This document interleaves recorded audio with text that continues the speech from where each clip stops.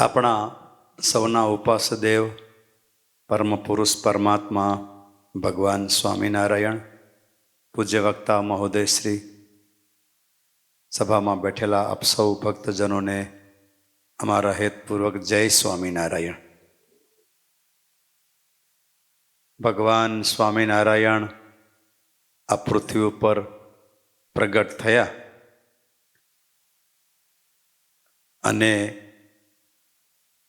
જ્યારે યજ્ઞોપવિત સંસ્કાર પરિપૂર્ણ થયો ત્યાર પછી એમને વિચાર આવ્યો કે મારા યજ્ઞોપવિત સંસ્કાર થયા છે, હવે મારે કરવાનું શું? એવી રીતના દરેક બાળકને યજ્ઞોપવિત સંસ્કાર થાય એટલે પછી વિચાર આવવા માંડે કે મારે કરવાનું શું. પણ ભક્તજનો તકલીફ એ હોય છે કે વિચાર ઘણી વખત આવતા જ નથી. 10મું પાસ થઈ જાય એ મા બાપના કહેવાથી એ પાસ થઈ જાય, 12મું પાસ થઈ જાય મા બાપના કહેવાથી પાસ થઈ જાય. એમને વિચાર ના આવે કે મારે શું કરવાનું છે. આ શ્રીમદ સત્સંગી જીવન એ આપણને બતાવે છે કે વિદ્યા સંપાદન કરતા હોઈએ ત્યારે પણ વિચાર હોવો જોઈએ. મારીને તમારી ઉંમર થાય એટલે પણ વિચાર આવવો જોઈએ. હો, અત્યારે મને 50 વર્ષ થાય છે, કાંઈ ખબર નહીં હવે મારી ઉંમર કેટલી, 60 વર્ષની કે 70 વર્ષની. આ વિચાર આવવો જોઈએ. અને વિચાર ન આવે ને ત્યારે જે ચિંતનશીલ સાધકો હોય એમની પાસે હોને તમે જઈએ ને ત્યારે કેવા વિચારો આપણે આવવા જોઈએ એ એમની પાસેથી મળશે. અને એમના માટે આ શ્રીમદ સત્સંગી જીવન છે કે એ બતાવે છે સ્વયં પરમાત્મા કે અમને યજ્ઞોપવિત સંસ્કાર થયા પછી અમને આવા વિચારો આવ્યા છે, તમને પણ વિચારો આવવા જોઈએ. ન આવે તો એમના માટે પ્રયત્ન કરવાનો. અને માતા પિતા પાસે બાળક સામેથી જઈને વિદ્યા અભ્યાસ કરતા નથી. મા બાપને દીકરાનો સમય, દીકરાનો સ્વભાવ, દીકરીના સમયની અનુકૂળતા એ જોઈ અને જ્યારે મા બાપ એમને ભણાવે છે ને ત્યારે એ દીકરા અને દીકરી વિદ્યા સંપાદન કરી શકે છે. ધર્મદેવ ભગવાન સ્વામિનારાયણ તો આપણા સર્વેના ગુરુ છે, આપણા સર્વેના ઈષ્ટદેવ છે. પણ આ પૃથ્વી ઉપર જ્યારે આવે ને ત્યારે પરમાત્માને પણ વિદ્યા સંપાદન કરવા માટે એટલો જ દાખલો કરવો પડે જેટલો તમને કરવો પડે.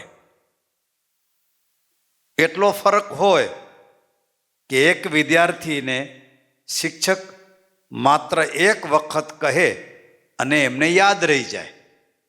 કેટલાક વિદ્યાર્થી એવા હોય કે જેમને શિક્ષક 5 વખત કહે ત્યારે એમને માંડ યાદ રહે. કેટલાક વિદ્યાર્થી એવા હોય કે એમને 10 વખત શિક્ષક કહે ને ત્યારે યાદ તો રહે પણ સ્કૂલથી બહાર જાય એટલે ભૂલી જાય. કેટલાક વિદ્યાર્થી એવા હોય કે શિક્ષક શીખાડે ને 15 વખત ત્યારે યાદ તો રહી જાય, સાંજ સુધી યાદ રહે પણ જ્યારે કસોટી લેવાય ને ત્યારે યાદ ના આવે. આવા અનંત પ્રકારના વિદ્યાર્થીઓ હોય, અનંત પ્રકારના વિદ્યાર્થીઓ હોય. પણ એ બુદ્ધિને ધારદાર કરવી, બુદ્ધિને તીક્ષ્ણ કરવી એની ટેકનિક માત્ર માતા અને પિતા પાસે હોય છે. અને ધર્મદેવ તો સત્શાસ્ત્રના પારંગત છે એટલે એમની પાસે છે. એટલે માતા પિતાઓ પાસે આવું જો સામાન્ય જ્ઞાન હોય ને તો પોતાના દીકરાને બહુ સુગ્ન બનાવી શકે છે. એમના માટેની આ શ્રીમદ સત્સંગી જીવનની કથા છે કે આપણે આપણા બાળકોને કેવી રીતના જ્ઞાનવાન, કેવી રીતના સુજ્ઞ, કેવી રીતના વિદ્યામાં પારંગત આપણે કરી શકીએ. ભગવાન આ પૃથ્વી ઉપર આવે ને ત્યારે અહીંયા ધર્મદેવને ગુરુ બનાવ્યા છે.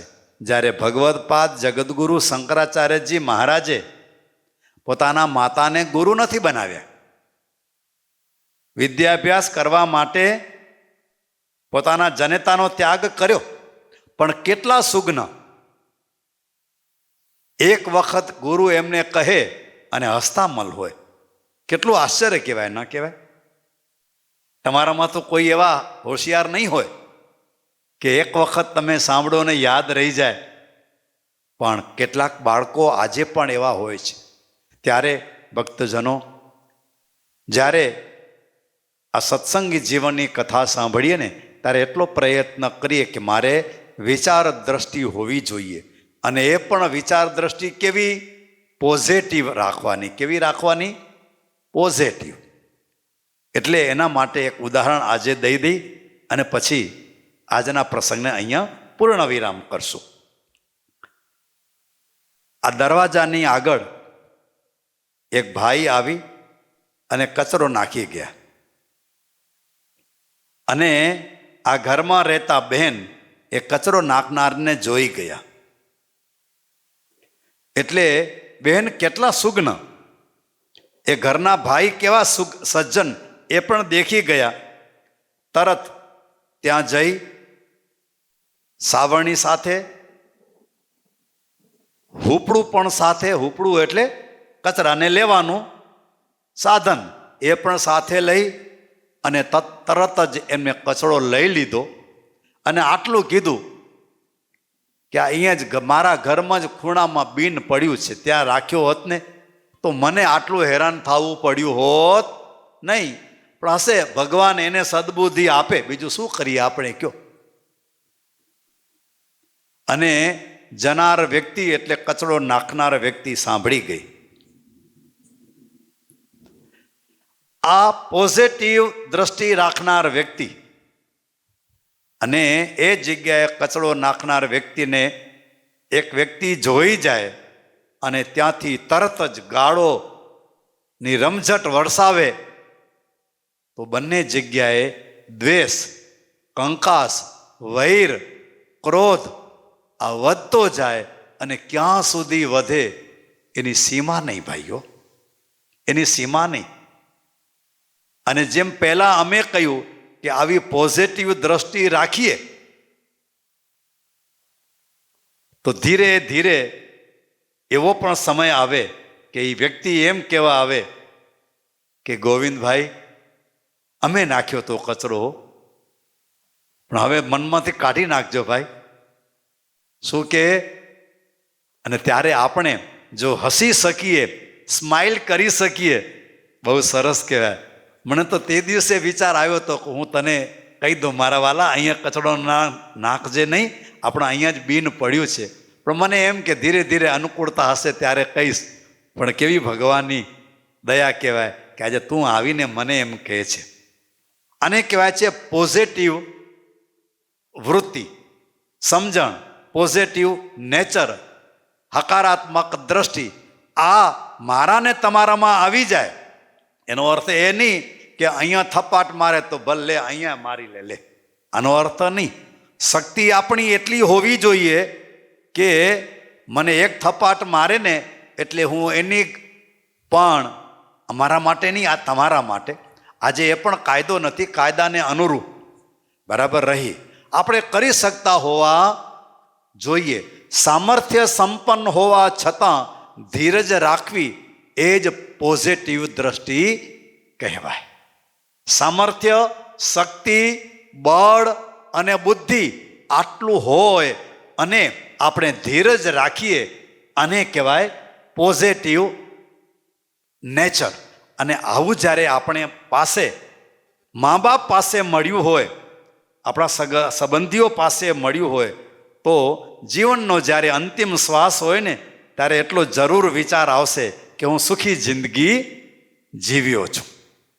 અને મારા પરિવારને પણ મેં આવી દ્રષ્ટિ આપી છે, એટલે આજે કદાચ મને અત્યારે જવાનું થાય ને તો મારો પરિવાર દુઃખી નહીં થાય, આવો જરૂર વિચાર આવે. અને આ વિચાર, આ શ્રીમદ સત્સંગી જીવન ભગવાન સ્વામિનારાયણ આપણને આપે છે. અને એવો પ્રયત્ન કરીએ કે મહારાજ જેવું જીવન જીવ્યા છે, એને જે સમજણ આપી છે, એને જે દ્રષ્ટિ આપી છે, એને હું આત્મસાત કરી અને હું સુખી જીવન જીવી અને મહારાજની મૂર્તિનું સુખ લઈ શકું. અસ્તુ. જય સ્વામિનારાયણ.